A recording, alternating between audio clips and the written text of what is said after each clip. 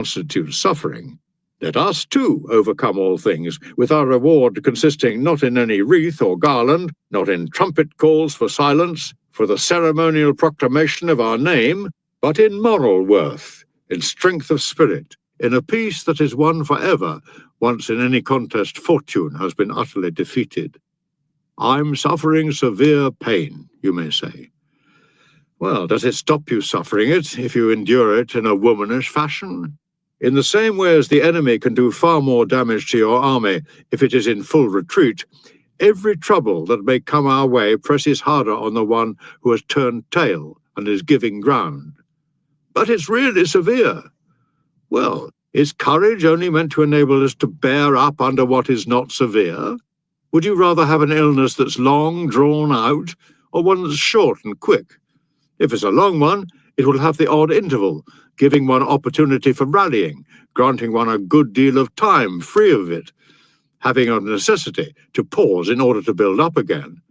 An illness that's swift and short will have one of two results. Either oneself or it will be snuffed out.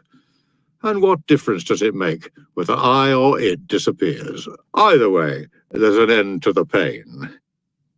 Another thing which will help is to turn your mind to other thoughts and that way get away from your suffering. Call to mind things which you have done that have been upright or courageous. Run over in your mind the finest parts that you have played, and cast your memory over the things you have most admired. This is a time for recollecting all those individuals of exceptional courage who have triumphed over pain. The man who steadily went on reading a book while he was having varicose veins cut out. The man who never stopped smiling under torture, albeit that this angered his tormentors into trying on him every instrument of cruelty they had. If pain has been conquered by a smile, will it not be conquered by reason? And here you may mention anything you care to name. Catarrh, a fit of uninterrupted coughing so violent that it brings up parts of the internal organs. Having one's very entrails seared by a fever. Thirst, having limbs wrenched in different directions with dislocation of the joints, or worse than these, being stretched on the rack or burnt alive, or subjected to the red-hot plates and instruments designed to reopen and deepen swelling wounds. There have been men who have undergone these experiences and never uttered a groan. He needs more. He hasn't asked for mercy. He needs more. He still hasn't answered. He needs more. He's actually smiled, and not a forced smile either. Surely pain is something you will want to smile at after this. But my illness has taken me away from my duties and won't allow me to achieve anything. Well, it is your body, not your mind as well, that is in the grip of ill health. Hence it may slow the feet of a runner and make the hands of a smith or cobbler less efficient. But if your mind is by habit of an active turn, you may still give instruction and advice, listen and learn, inquire and remember. Besides, if you meet sickness in a sensible manner, do you really think you are achieving nothing? You will be demonstrating that even if one cannot always beat it, one can always bear an illness.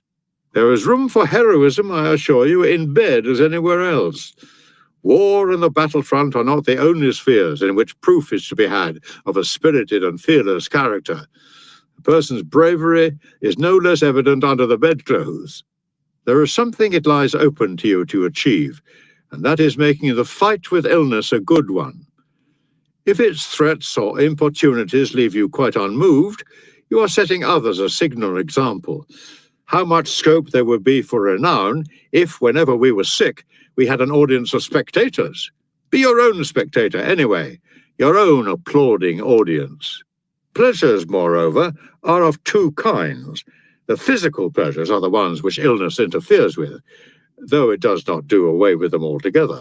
Indeed, if you take a true view of the matter, they are actually sharpened by illness. A man deriving greater pleasure from drinking something when he is thirsty and finding food all the more welcome through being hungry, anything set before one, after one has had to fast, being greeted with a heightened appetite.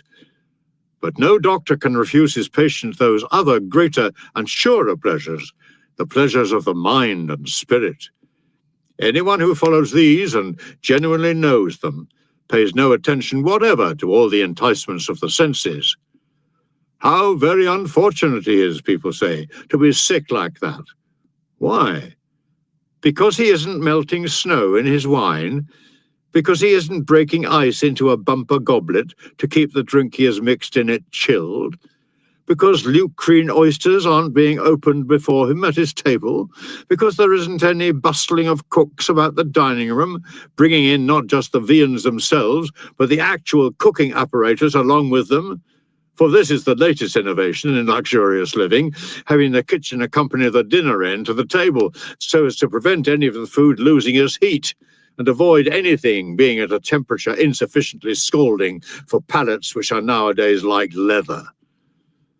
How very unfortunate he is to be sick, they say.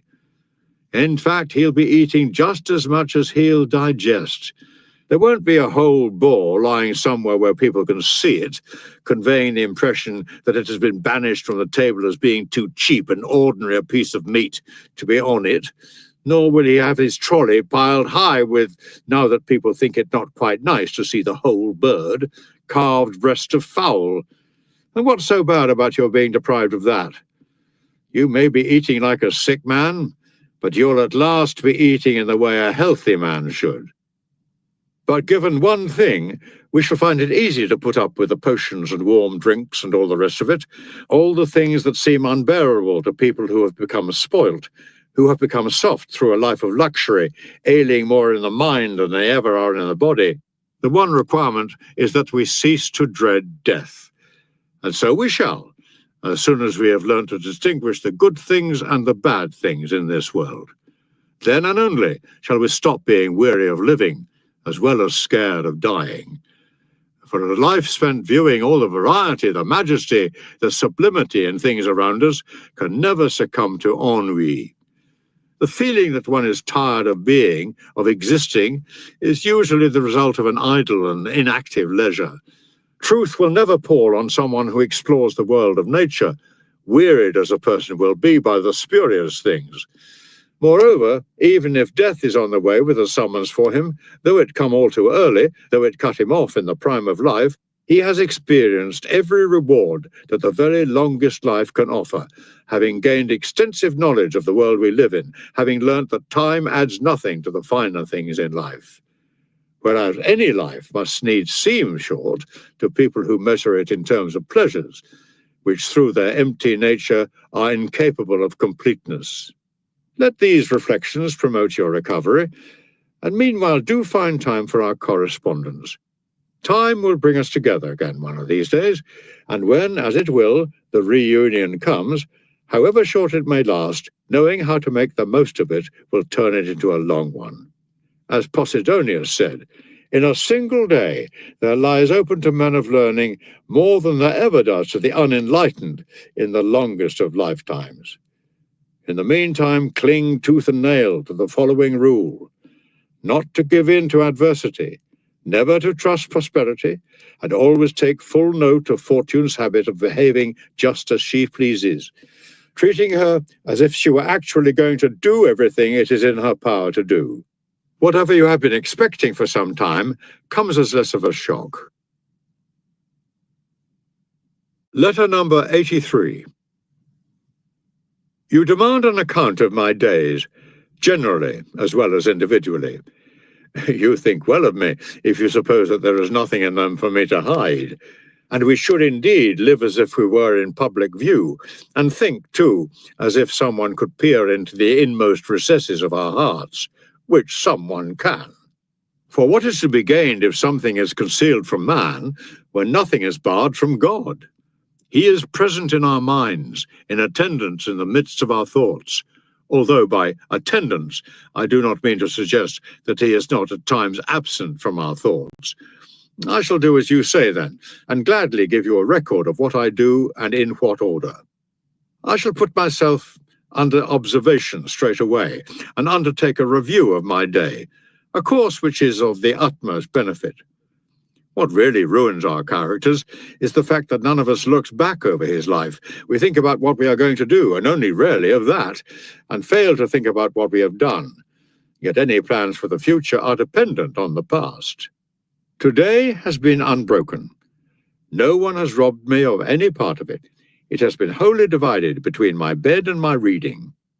A very small part of it has been given over to physical exercise, and on this account I'm grateful for old age, for the exercise costs me little trouble.